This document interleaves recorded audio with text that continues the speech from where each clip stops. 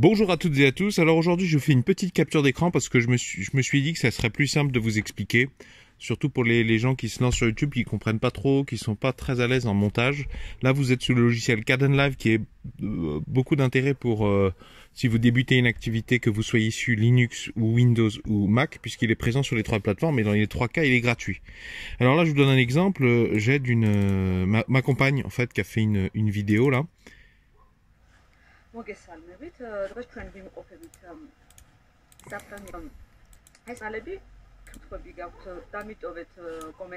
Donc vous voyez, c'est en étranger. Je vais faire en fait, donc c'est un fichier qui dure 1 minute 34, qui a été enregistré avec une certaine définition. Le fichier il est là, donc je l'ai chargé là-dedans, là dans Kdenlive. Pour charger une vidéo, on appuie ici et ensuite on clique sur le fichier et on fait OK. Ça l'importe ici et ensuite on le met là. Bon, moi j'ai déjà fait, je vais pas le refaire une deuxième fois. Le son est trop faible, vous voyez, parce qu'elle s'enregistre avec le son du micro du smartphone. Même à 100%, c'est trop peu fort. Donc pour faire ça, le truc, c'est une petite excuse que je vous donne. Le débutant, il va avoir tendance, enfin moi j'ai fait ça en tout cas quand je débutais, il va couper donc les portions où la personne dit ou les moments de blanc ou les mauvaises prises.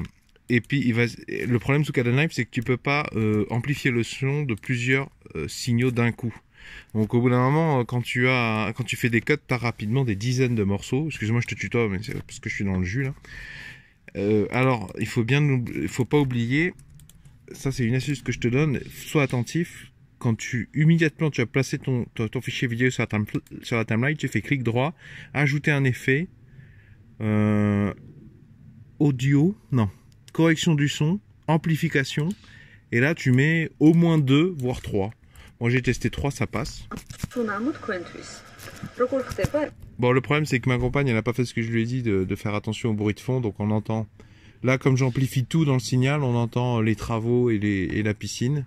Mais on pourrait faire de la soustraction spectrale sous Audacity, mais ça c'est un autre chapitre. Puis de toute façon, pour ce qu'elle veut faire, quand vous débutez, c'est pas la peine non plus de trop vous casser la tête sur le montage. C'est plus prioritaire de publier une vidéo par semaine au moins. Mais c'est bien une vidéo par semaine, si vous êtes régulier, c'est très très bien. Donc comme je disais, vous amplifiez tout le morceau et ensuite vous faites ça en premier, parce qu'après, ensuite, quand vous allez supprimer des morceaux, tous les bouts qui restent, ils seront amplifiés 3 fois, vous voyez. Celui-là, il est amplifié 3. Celui-là aussi, celui-là aussi, celui-là aussi. Voilà, donc ça c'est un truc important. Ensuite, très important quand vous débutez pas, à la fin, vous ne coupez pas directement la vidéo, vous rajoutez, vous voyez, un écran. Si vous n'êtes pas inspiré, si vous n'avez pas le temps, vous mettez un écran noir de 20 secondes, parce que ces 20 secondes en dernière, vous allez y faire apparaître ce qu'on appelle des annotations là. Vous savez, une fois que quand vous allez uploader la vidéo sur le studio créateur YouTube, vous allez pouvoir afficher à la fin de la vidéo une vignette, souvent le logo de votre chaîne, pour que les gens cliquent dessus, ça les fait s'abonner. Et puis vous pouvez mettre 2 vidéos par exemple, donc une vidéo, là il faut imaginer que l'image est noire, d'ailleurs je vais me mettre là, donc là il y aura le logo pour les faire cliquer, là il y aura une vidéo qu'on leur recommande de regarder à la suite de celle-ci, et une autre vidéo qu'on leur, qu'ils puissent choisir. Alors des fois vous pouvez choisir manuellement les deux vidéos, mais vous pouvez aussi laisser l'algorithme prédire, et des fois c'est très intéressant de laisser l'algorithme prédire. Voyez, moi ça c'est sur ma chaîne, je mets mes réseaux sociaux dans la description pour inciter les gens à aller voir, enfin ceux que ça intéresse. Moi je suis pas trop Facebook, je suis pas trop Twitter, mais j'en ai créé un pour ceux qui préfèrent. Mais par défaut, si vous êtes dans le jus, vous voyez que le mien il est très très simple, hein, mais vous pourriez styliser quelque chose ou faire une introduction de fin, mais je pense pas que ce soit nécessaire, parce que comme on veut que les gens cliquent sur le logo ou une des vidéos, ou éventuellement un lien vers votre boutique en ligne, mais ça c'est que pour les chaînes qui ont déjà plus de 10 000 abonnés. Faut pas les déconcentrer avec de la musique ou des messages secondaires, vous voyez. Donc moi là, je sais pas ce que ma compagne elle a prévu, mais je lui mets un écran noir de fin, comme ça de toute façon si elle veut le couper a posteriori sur le studio créateur, elle peut le faire, mais de toute façon ça serait mieux je prévois de rajouter des recommandations vers d'autres vidéos, de manière à capturer un petit peu l'attention ou à aider, enfin à inciter votre spectateur qui a aimé la première vidéo à aller en regarder d'autres, parce que ça se trouve cette vidéo en cours, c'est par celle-ci qu'il va vous découvrir. Donc c'est bien de l'aiguiller sur autre chose. Donc après, pour exporter le résultat final, là il n'y a pas de montage particulier, on a juste fait des cuts. Là je sélectionne impérativement WebM, pardon. Alors attention, c'est très important. Si vous sélectionnez un MP4, le problème c'est que vous allez enregistrer dans un format qui n'est pas le format que YouTube va utiliser. C'est-à-dire que YouTube, vous pouvez lui donner du MP4, mais le MP4 prend beaucoup de place sur votre disque dur, inutilement, puisque de toute façon YouTube va compresser l'information et YouTube utilise le WebM avec une résolution pas ouf, une qualité du signal pas ouf. Donc moi ce que je vous propose là, si cette case n'est pas cochée, vous mettez plus d'options et vous mettez vitesse d'encodage au maximum pour gagner du temps. Ça vous permet de gagner du temps sans augmenter artificiellement la taille du résultat final. Et donc, ce que je vous dis, ça va vous gagner du temps de pondre, de sortir les résultats au format WebM plutôt qu'à MP4, puisque au moment de l'upload, d'abord YouTube télécharge le fichier et ensuite il le convertit. Mais il n'aura pas besoin de le convertir puisque vous l'avez déjà mis au WebM. Donc il va en enlever une partie du signal, il va compresser encore. Mais il y a une étape de gagner. Donc ce que je vous recommande, moi, c'est de mettre 36. Bon, ça va être relatif. C'est pas très clair ces valeurs-là que Kdenlive utilise. Mais enfin bon, 36.7, pour moi, c'est un bon compromis. Ça va compresser le fichier vidéo là qui fait déjà 203 mégas alors qu'il n'y a qu'une minute 30 de signal. Disons que ça, c'est un format trop riche. Voilà, il y a trop d'informations inutilement, de débit, de richesse d'échantillonnage, de fréquence d'échantillonnage, de résolution. C'est pas la peine de garder les trop gros fichiers comme ça. Surtout que là, j'ai pas incrusté d'image au montage, donc si je veux les réutiliser, je pourrais réutiliser ce que je vais pondre. J'ai pas besoin de garder l'original. Rapidement, ça va remplir votre ordinateur. Et donc moi, compte tenu de ce genre de fichier dont je connais déjà à peu près la richesse du signal, je mets 36 et 7. Bon, dans tous les cas, ne descendez pas en dessous de 6. Comme l'audio n'est pas de toute façon formidable, on va pas perdre de qualité en mettant 7 ni 6. 36 c'est bien, on va avoir un résultat à l'image qui est assez proche du résultat du fichier brut, mais en gagnant de la place, surtout sur un grand nombre de fichiers.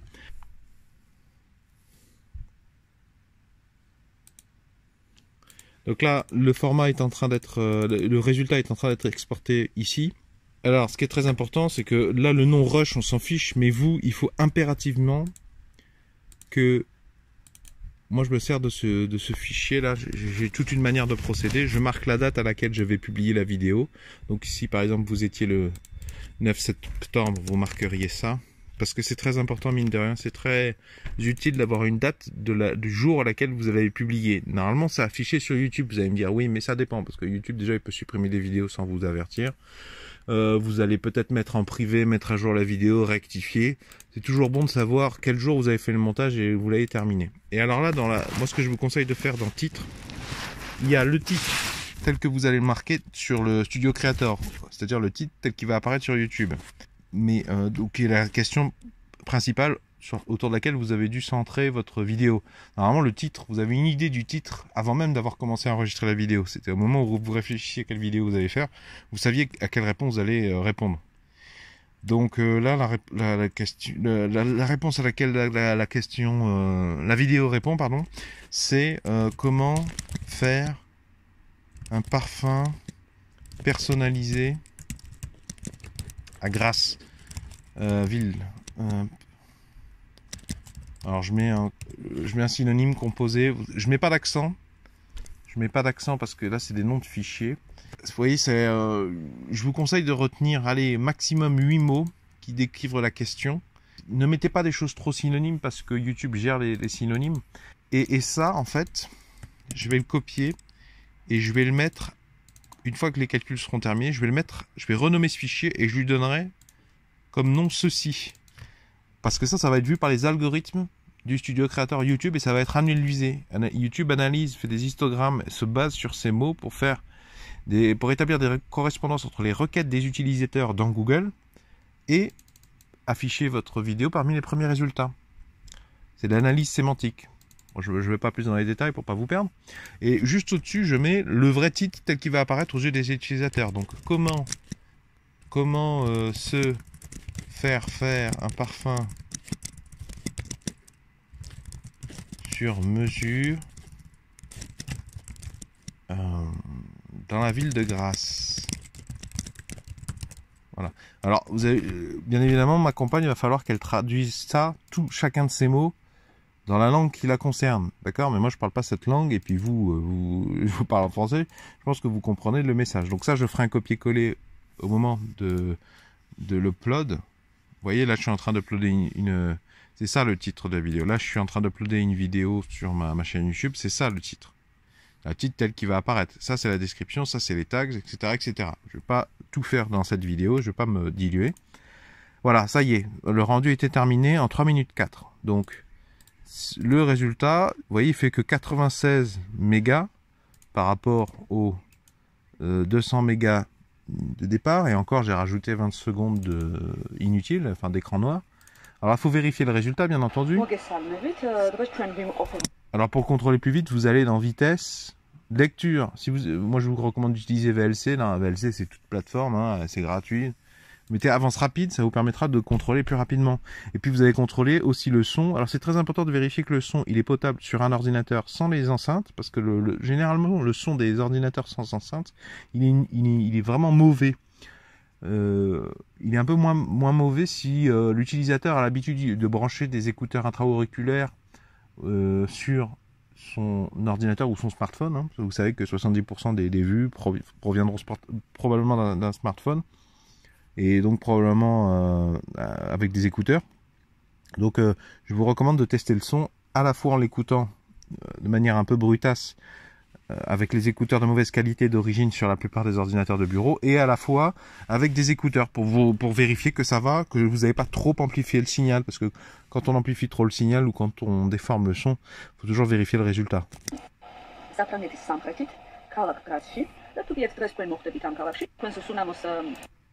Vous voyez, là j'ai les 20 secondes d'écran noir qui doivent commencer à 1 minute 29. C'est bien ça. Donc c'est bon. Bon là j'ai l'habitude, mais sur un vrai exemple pour moi, je contrôlerai bien que j'ai bien coté toutes les phrases hein, au bon moment. Donc là c'est parti, je reprends, je renomme, puis je dirai à ma compagne de traduire. Voilà, j'espère que ces images pourront vous être utiles. Dites-le moi si c'est le cas, dites-moi si vous avez apprécié, dites-moi si ça vous apporte quelque chose, parce que j'ai un peu fait ça à brûle-pourpoint, j'étais en train de terminer un montage, et quand j'ai passé des heures au téléphone, et je passe des heures au téléphone avec certains d'entre vous pour expliquer les mêmes choses, et au téléphone on explique, donc c'est très conceptuel, ça parle pas, surtout aux débutants qui connaissent même pas Kdenlive, donc c'est délicat de leur expliquer ça, c'est pour ça que je pense qu'il y a de l'intérêt à filmer ce genre de démonstration par l'image.